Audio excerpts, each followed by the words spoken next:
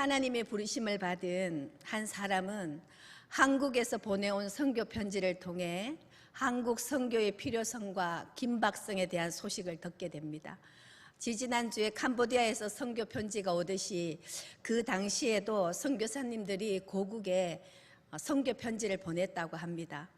호주에서 한국 교장 선생님이었던 그는 조선의 선교사가 되기 위해 목사 안수를 받고 누나 메리와 함께 1889년 호주를 떠나 약 40일간의 항해를 마치고 10월 2일 부산항에 도착해서 서울에 가서 선교사님들과 합류를 하였습니다. 그는 서울에 머물면서 한국어 학습에 매진한 결과 5개월 만에 일반적인 소통과 설교를 할 수 있을 정도가 되었습니다. 언더우드 선교사님은 자신이 만난 선교사 중에서 가장 우수한 선교사였다고 말합니다. 인품과 실력을 인정받아서 서울에서 성경 번역 사역을 도우라는 언더우드 선교사의 요청에 이미 서울에는 많은 선교사가 있으니 자신은 복음을 전거해야 한다는 사명감으로 부산을 선교지로 삼고서 1890년 3월 14일 걸어서 서울을 떠나 수원, 공주, 남원, 하동을 지나 부산에 도착한 날짜가 4월 4일이었습니다.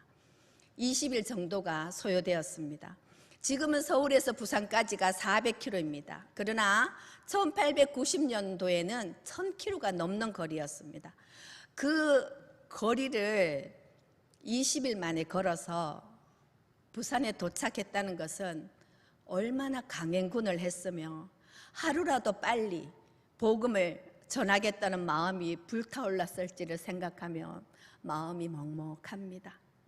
오는 도중 과로와 열병으로 4월 4일 도착해서 4월 5일 1시에 하나님의 부르심을 받았습니다. 오는 도중에 얼마나 아프고 힘들었겠습니까? 그의 나이 겨우 33세입니다. 한국에 온 지 6개월 만이었습니다. 우리가 생각하기에는 참으로 안타까운 죽음이라고 생각을 할 수가 있습니다. 그러나 한국에 온 지 6개월 만에 죽었지만 그는 호주 장로교회의 한 알의 미랄이 되었습니다.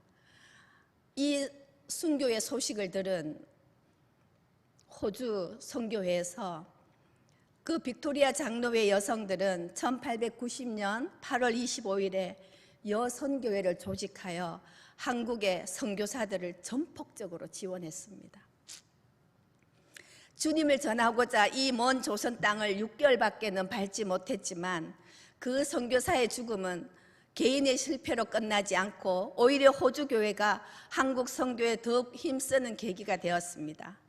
이 선교사는 하나님의 부르심에 뜨겁게 순종했으며 뜨겁게 선교를 마쳤습니다.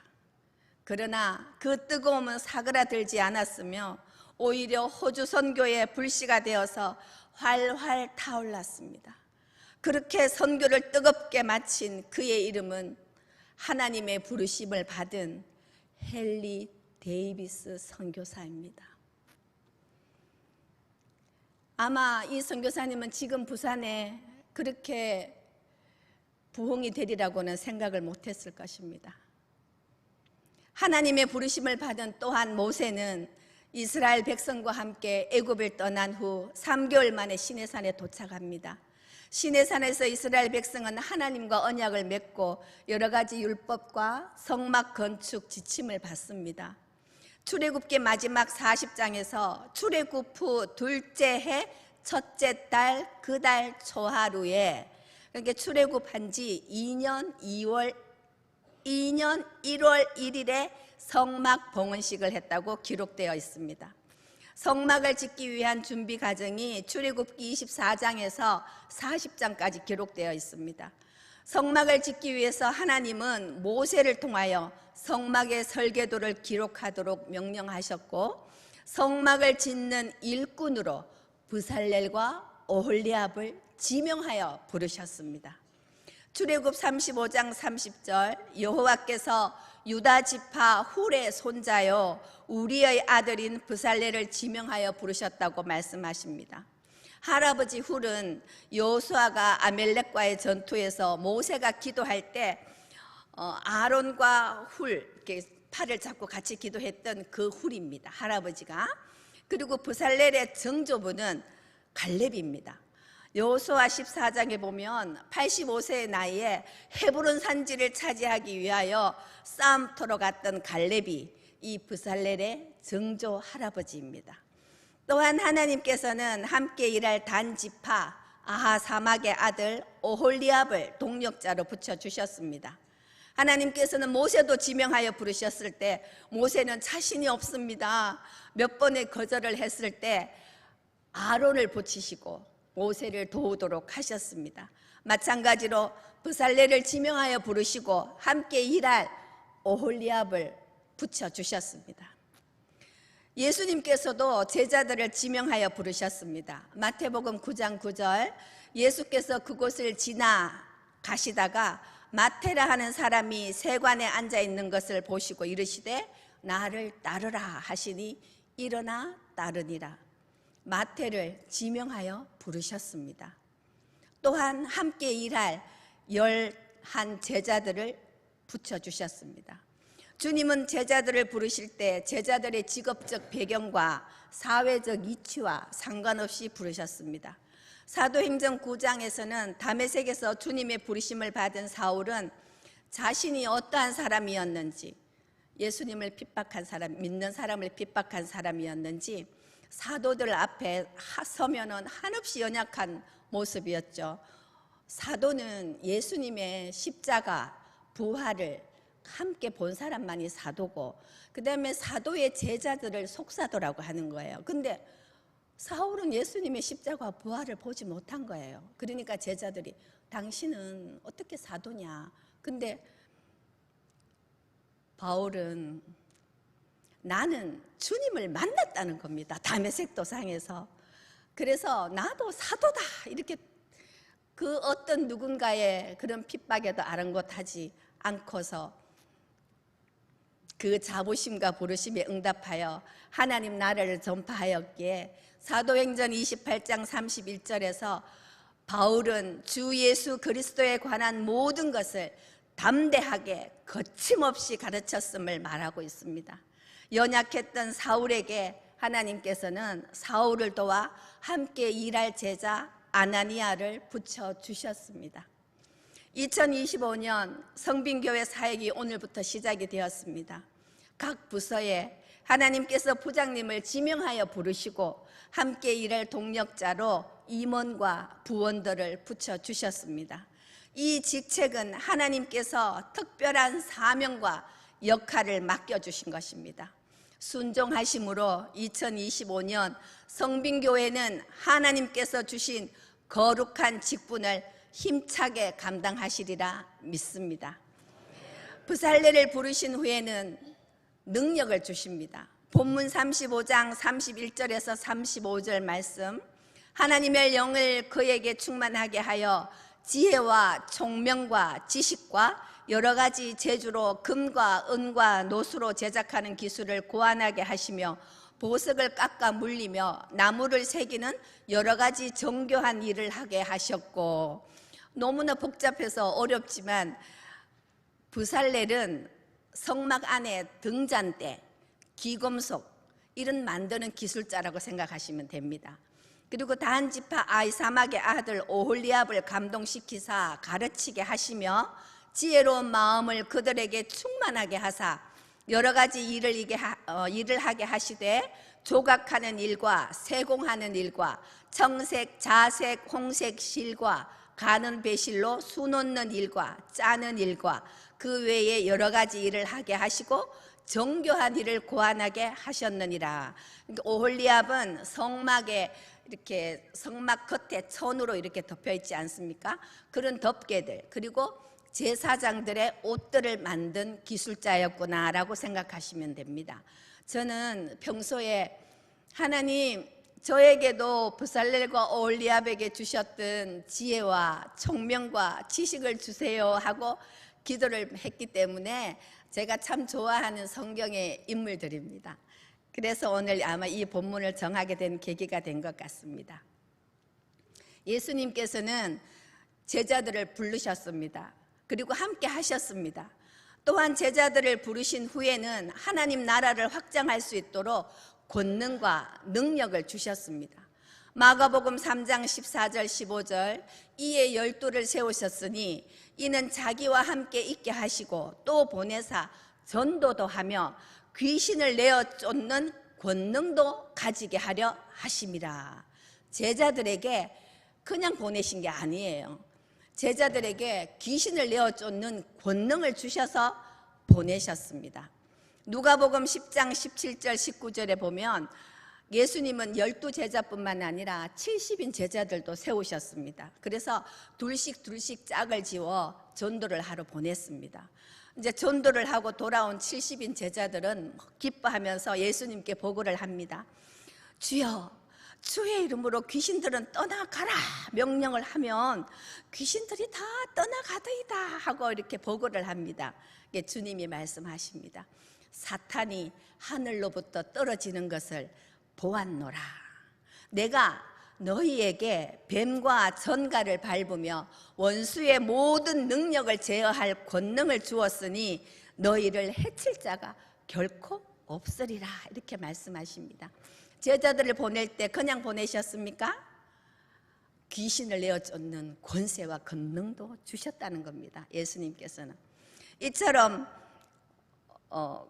성빈교회 각 부서마다 하나님께서 부장님을 부르셨습니다. 그냥 부르셨겠습니까? 함께 일할 임원들과 부원들을 붙여주셨습니다.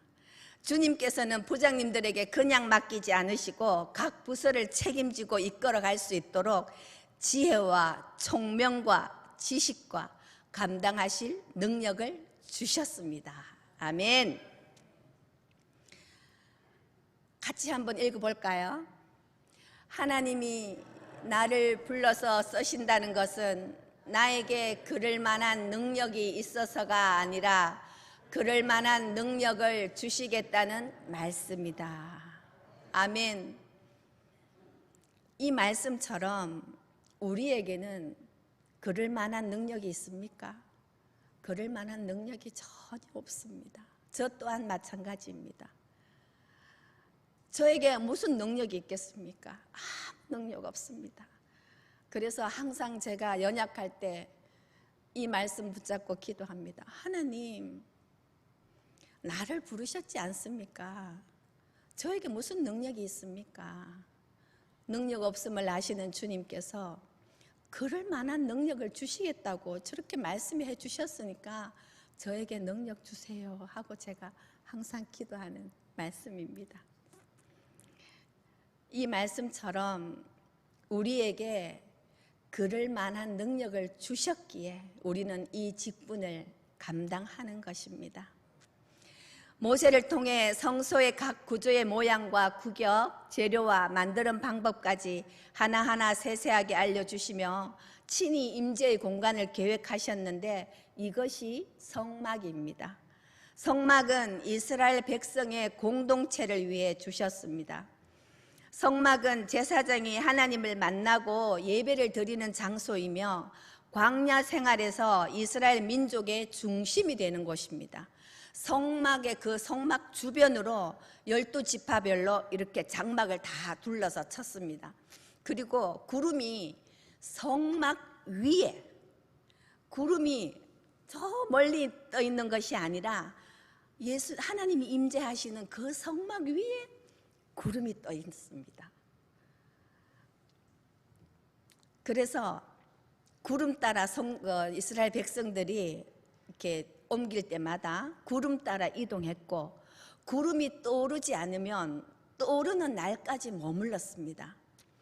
그리고 밤에는 이스라엘 나라가 춥기 때문에 불기둥으로 백성들을 감싸주셨습니다. 백성들의 이동은 지도자 모세가 하는 것이 아니었습니다.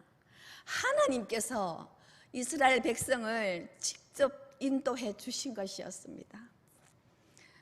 하나님께서 성막을 짓게 하신 이유는 출애굽기 25장 8절에서 하나님께서 말씀하십니다.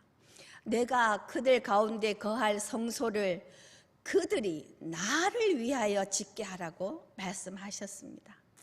이스라엘 백성들과 하나님과 친밀한 관계를 맺겠다는 마음의 표현이며 백성들의 삶에 함께 하시겠다는 약속임을 보게 됩니다. 예수님의 12 제자는 하나님 나라의 복음을 세상에 전파하기 위해 예수님께서 직접 선택하여 지명하여 불렀습니다. 이 제자들은 예수님과 함께 3년을 생활했으며 십자가 죽음과 부활을 경험한 사도로서 교회의 기초가 되었습니다. 이 사도들의 공동체는 각각의 상황에 따라 형성되어졌으며 지금의 사복음서의 저자들로 이루어진 공동체가 되었습니다. 공동체의 사명은 하나님 나라의 확장을 위해 하나님 나라를 선포하고 병자를 고치며 악한 영을 내어 쫓아내는 것이었습니다. 그 시대의 공동체가 이어져서 지금의 교회가 되었습니다. 그렇다면 성빈교회 공동체는 어떤 의미입니까? 하나님의 부르심을 받으셨습니까? 대답을 안 하시면 하나님의 부르심을 받으셨습니까? 네, 우리 모두 하나님의 부르심을 받았습니다. 그렇기에 이렇게 찬양대로 또 봉사 헌신하시고 이렇게 예배를 드리는 거지요. 하나님께서 저와 성도님들을 지명하여 불렀습니다. 그냥 부르신 게 아닙니다. 지명하여 부르셔서 우리 성빈교회 공동체의 일원이 되게 하셨습니다. 성빈교회는 하나님이 임재하시는 곳입니다.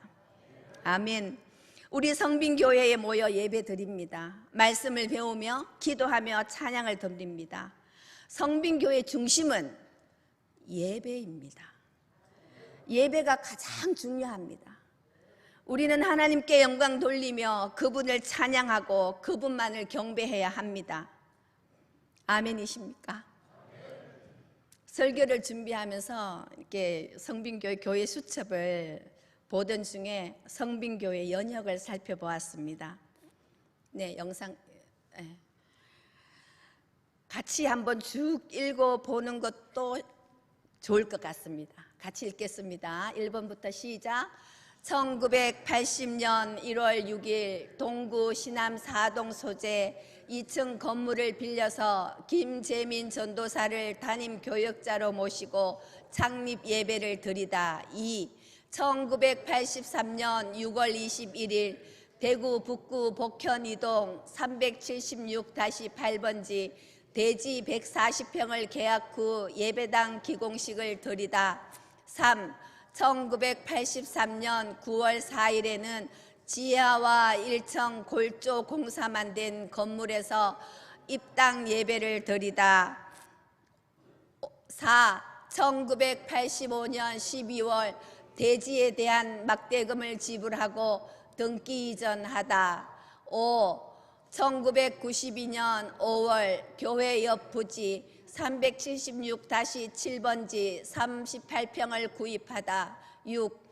1996년 11월 10일 복현동 315-5번지 교회 대지 1120평을 매입하다.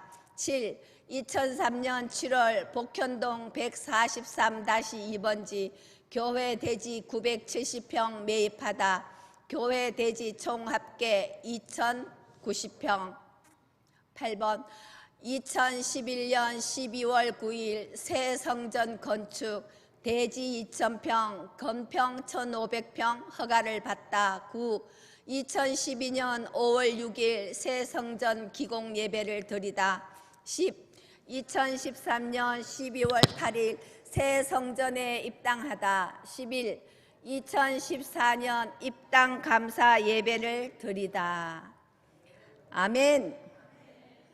성빈교회 역사입니다. 2025년 오늘이 성빈교회 45주년입니다. 지금까지 장로님들과 권사님들과 성도님들의 사랑과 헌신으로 오늘까지 발전해 왔습니다. 앞으로 성빈교회는 더욱 더 부흥이 될 것입니다. 아멘. 출애굽기 36장에서 이제 성막을 만들고 법궤를 만드는 여러 가지 일들을 진행되고 있습니다. 말씀을 읽는 중에 그가, 그들이라는 단어가 눈에 들어왔습니다. 그가는 브살렐과 오홀리압일 것이며 그들은 함께 일을 감당할 백성들일 것입니다. 저는 이 단어 속에서 그가는 성빈교회 각 부서의 부장님들이시며 그들은 부원들이 아닐까라는 생각을 했습니다. 어쩌면 하나님께서는 브살렐과 오홀리압을 부르셨으니 두 사람의 이름만 있어도 될 것인데 성경에는 이름을 다 말할 수 없는 그들을 적어 놓으셨습니다. 그가, 그들이. 이처럼 성빈교회 공동체 안에서 비록 부장님과 임원들의 이름이 크게 보인다 해도 하나님이 보시기에는 그가나 그들이나 똑같이 하나님 나라의 일에 충성하는 것으로 보시는구나 하는 감동이 일었습니다. 하나님의 일에는 순서가 없으며 크고 작은 것이 절대 없습니다. 똑같습니다. 25년 주님께 지명하여 부르심을 받아 거룩한 부담감으로 사역을 감당해 나가실 성빈교회 모든 성도님들에게 주님의 은혜와 평강이 넘치시길 소망합니다. 저는 처음에 이제 성빈교회 와서 이렇게 두 손을 모으고 이렇게 찬양하는 모습에 와, 어떻게 이렇게 순수하고 아름다우실 수가 있을까 감동했습니다. 물론 그 감동은 지금도 이어지고 있습니다.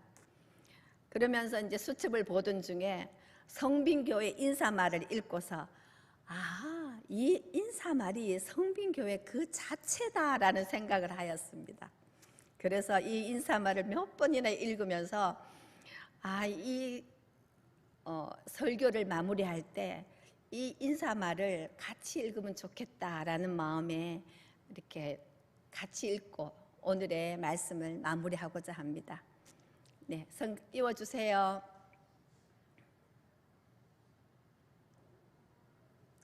안 나오나 봐요. 그러면 제가 읽겠습니다. 성빈교회는 행복한 사람들이 모여 행복을 전하는 교회입니다. 아멘. 하나님께서는 모든 사람들에게 하나님 나라를 주시기 원하셨고 지금도 원하고 계십니다. 하나님 나라는 샬롬과 에이레네입니다. 샬롬과 에이레네는 우리말로 번역하면 행복입니다. 이 행복은 하나님의 마음으로 부족함 없이 꽉 찬 하나님의 평안과 만족의 상태입니다. 여호와는 나의 목자시니 내게 부족함이 없으리로다. 누가 이런 고백을 할 수 있겠습니까? 예수님을 믿으면 그 어느 것과 비교할 수 없는 샬롬, 행복을 누리게 됩니다. 예수님께서는 그 하나님 나라를 이 땅에 오신 분입니다. 내가 샬롬을 누릴 때 하나님도 기뻐하십니다. 내가 샬롬을 누릴 때 그 샬롬을 나눌 수 있습니다. 성빈교회는 하나님께서 그토록 우리에게 주시기 원하시는 행복을 누리는, 나누는 행복 공동체입니다. 아멘. 우리 모두 행복한 성도님들, 우리 성빈교회 성도님들 되시길 소망합니다. 아멘.